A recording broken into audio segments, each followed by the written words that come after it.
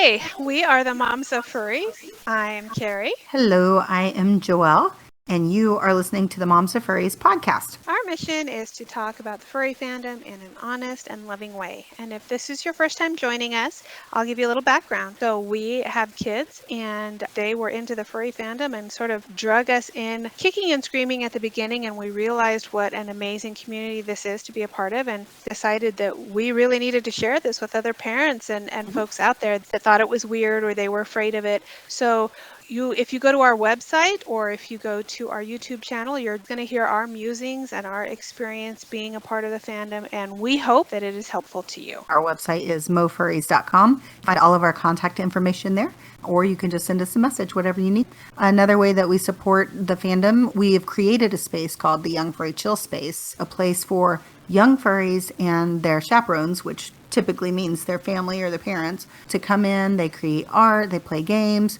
they just take a break from the convention, whatever, meet other young furries. Parents can get a break as well. So that is what we do. We're also very active on, we're very active on Twitter. We have a presence in social media that is evolving. We're on social media with the social medias.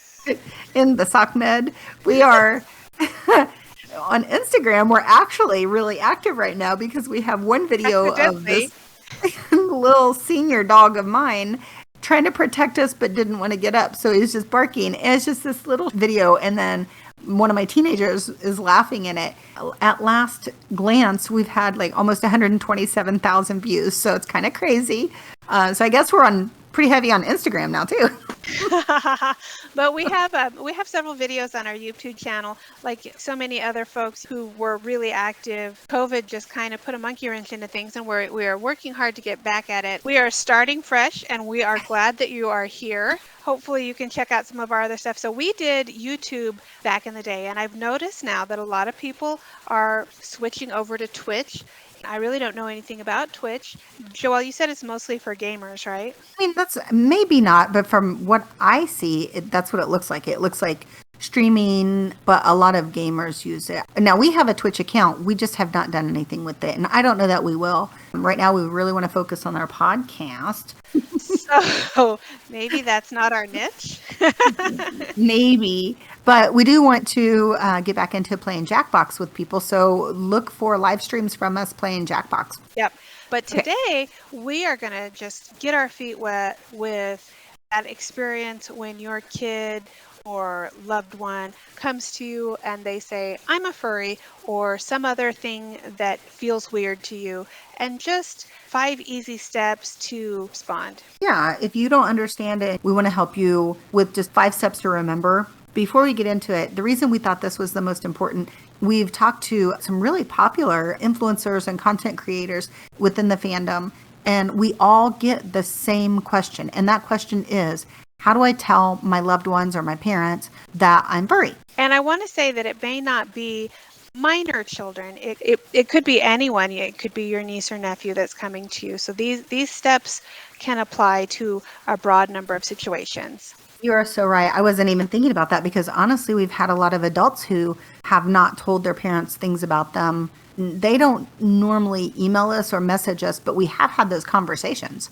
And worried that they may be thrown out or love removed, I think, or just disappointment or anything. I mean, it's just the whole gamut of negative emotions. And that may sound crazy that for me to say love removed in relation to I'm a furry and maybe you don't respond well, but that sometimes is the message received. Yes, and we only know this because we're being told by people. Number 1, listen without reacting. And this is a hard one. Yeah. Sometimes people will come to us and they will say a thing that immediately gets our guard up, or it'll trigger us, or it'll remind us of a situation, and we will immediately shut down and say, nope, this isn't good. Well, you're rolling your eyes, or you're looking away, or you like unconsciously shaking your head. Those are all visible reactions. You interrupting them. It's a reaction that can cause them to really shut down and not feel safe talking to you.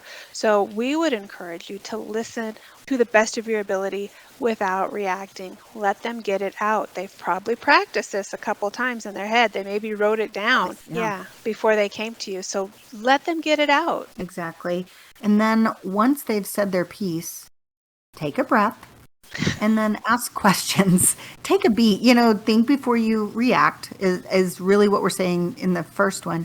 And then the second thing is just ask questions, and not accusing questions, but questions in the manner of what interests you about the furry fandom. Let's focus on the fandom since that's what we really know the most about, but it could cross a broad range of subjects. So you could say, what is it about the fandom that draws you in? Or, what videos do you watch? Who do you follow? Those kinds of things. Real questions, not accusatory. Just start asking questions. Let your kid tell you why they're in the fandom.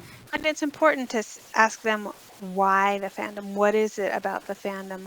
Are they interested in drawing? They may be interested in fursuits. They may be interested in music. They might want to write stories. There could be so many different avenues and aspects of the fandom that they are interested in. So find out what it is that's drawing them to it and what portions before you immediately assume the worst. Ask the questions, do that discovery. Right. And once you have been asking questions and you get some answers, then you can move on to number 3, which is research beyond the sensational stuff. Anybody can put in what is a furry in the Google search. You're going to get millions probably of concerning things. There's some funky stuff out there. So be aware, dig deeper. Right, because it is considered kind of a weird thing. It's very subculture, or it was. It's becoming more mainstream. I know. Cover your ears, furries. It's becoming a little more I was going to say, so controversial. So it's easy to put out sensational stories. There have been a lot of made-up stories. And, it is a large group of people. So there are some people who maybe aren't great. And like those in are always any other walk of life. In any other walk of life. The difference is, though, when the fandom as a whole learns of behavior, what is considered poor behavior, it's pretty well known that a Twitter fire goes down and everybody's called out. Most furries don't want that kind of thing in the fandom. So. And I really appreciate that aspect of the call out and cancel culture within the fandom.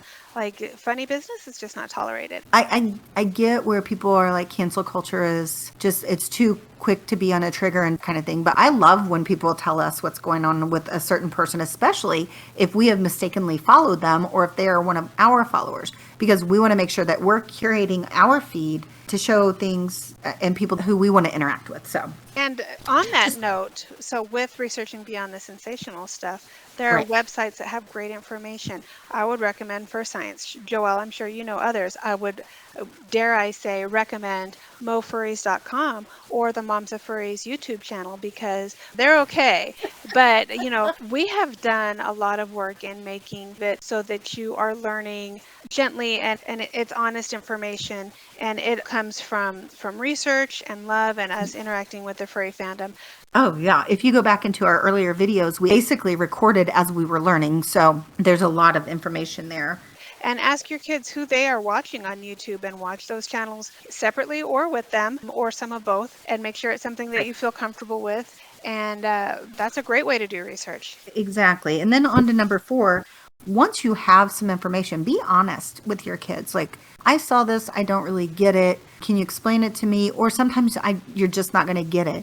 But be honest with your kids. Kids can read a lie from a mile away, but be supportive. It's okay to say, I don't understand why you're into it, but I'd be down to take you to a convention or whatever. Or it still feels kind of weird to me. I did see a video that said some people were doing something inappropriate during a convention at a hotel. I don't want to see that. So if you are seeing things, be honest about that while maintaining your support. You found out that your kid wants a fursuit. Maybe you're like, I still don't get it. I still don't understand it. But maybe we could go to the fabric store and find some fur and start putting some things together. There are ways to be honest, but also supportive. I feel like that moves right into number 5, becoming involved at a level that's comfortable for everybody involved. Absolutely. So we're not suggesting at all that if your young furry comes to you and they say, I'm really interested in the fandom, that you say, hey, you know what, there's a convention next weekend, let's go. It's a lot. And it can be overwhelming. We would never suggest that you jump all in like that at the start, unless Or that's your thing. that's the only way, right? It's not the only way to be involved. Absolutely not. So watching videos with your kid, listening to podcasts with your kid, or asking them questions, asking to see the art that they are creating that is related to the fandom. Watch tutorials from Matrix and learn how to make a set of paws and work with your kid if that's something that you're into. Like, there are a lot of things to do, but your kid may not even want you to be involved. So maybe just being there to talk to, I mean, it's Great honestly, point. I mean, we were lucky. Our kids were super excited about us venturing into and developing the Moms of Furries, but your kids might not really want you involved in it. So maybe the level is once in a while you poke in your head in and say, hey, has Pocari put out any new videos? Do you want to sit down and watch anything? Like, maybe that's it. At least it opens up a line of communication. Yes, absolutely. And even though we are very active within the fandom, I think it's important to set those boundaries and be open while you're doing it. So we still think it's important that you are doing it at a level that works for all. So yeah, and with that being said, though, we have seen parents who the weekend of a convention is the only time that they have like that one-on-one time with their kids. So they are all in. Absolutely. They're doing everything together.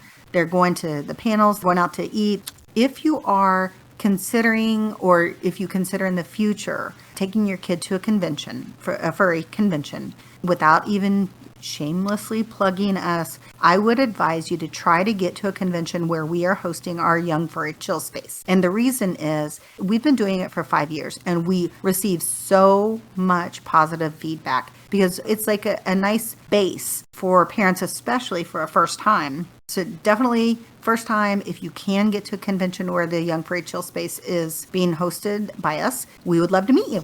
And as we close out, I want to say if there are topics you'd like to see us cover or discuss, please reach out and let us know, because if it's meaningful to you, it's probably meaningful to someone else. And some of the things we're looking at talking about in future podcast episodes are terms to be aware of so that you will understand when you hear maybe some different language or different words and sounds your kid might be saying, and also maybe what to expect that first time you go to a convention. It can be really overwhelming, and we kind of break it down into little bits so that it's easy to digest. Yes, especially if you go to a larger con, just registration alone can be overwhelming, so we can help with that. We hope that you enjoyed this podcast, and that we hope that at least got you thinking a little bit more about the fandom, and we welcome you to reach out and hope that you'll listen in the future. Have a great day.